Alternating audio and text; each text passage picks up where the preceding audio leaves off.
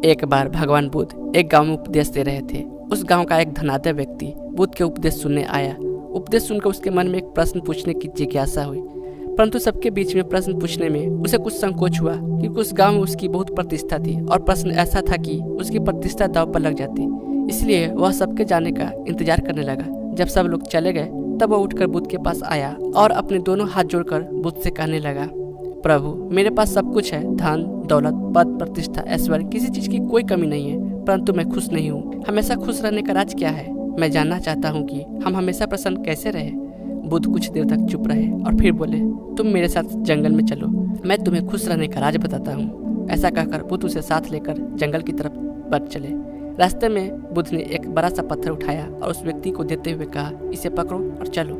वह व्यक्ति पत्थर उठाकर चलने लगा। कुछ समय बाद उस व्यक्ति के हाथ में दर्द होने लगा, लेकिन वह चुप रहा और चलता रहा। लेकिन जब चलते हुए काफी समय बीत गया और उस व्यक्ति से दर्द सहा नहीं गया तो उसने बुद्ध को अपनी परेशानी बताई। बुद्ध ने उससे कहा, पत्थर नीचे रख दो। पत्थर नीचे रखते ही उस व्यक्ति को बड़ी राहत महसूस हुई। तभी बुद्ध ने समझाया, यही खुश रहने का राज है। उस व्यक्ति ने कहा, भगवान, मैं कुछ समझा नहीं।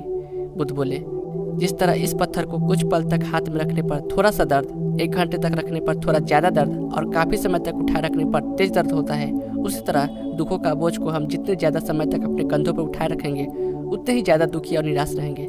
यह हम पर निर्भर करता है कि हम दुखों के बोझ को कुछ पल तक उठाए रखना चाहते हैं या जिंदगी भर। और खुश रहने की आकांक्षा हो तो दुख रूपी पत्थर को जल्द से जल्द नीचे रखना सीखना होगा।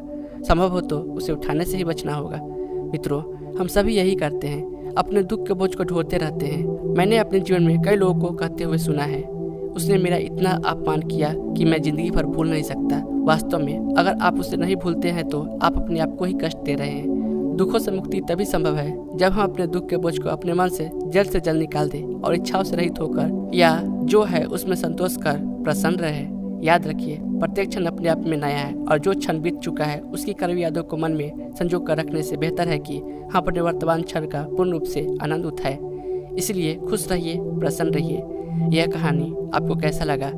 अच्छा लगा तो प्लीज़ लाइक करें और ऐसी ही कहानी सुनने के लिए मेरे चैनल को जरूर सब्सक्राइब करें। धन्यवाद। जय हिंद।